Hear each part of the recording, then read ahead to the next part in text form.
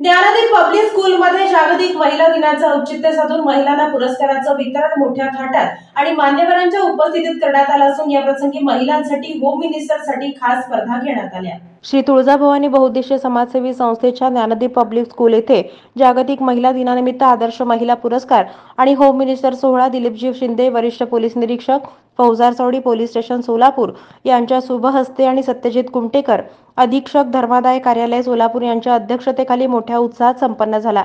यावेळी Anita Malge chairman Yashaswini agro producer limited Boramani Hanumant Motibane प्राचार्य हरिभाई देवकरण प्रशाला ॲडव्होकेट अर्चना कुमटेकर प्रमुख उपस्थित होते।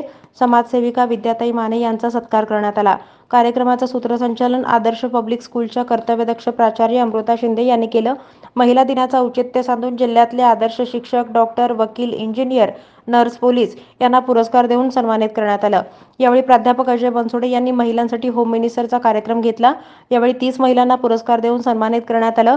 प्रास्ताविक सांस्कृतिक विभाग प्रमुख प्रमोद जगताप यांनी केलं। सर्वांचे आभार परीक्षा विभाग प्रमुख पूनम देगावकर यांनी मांडले।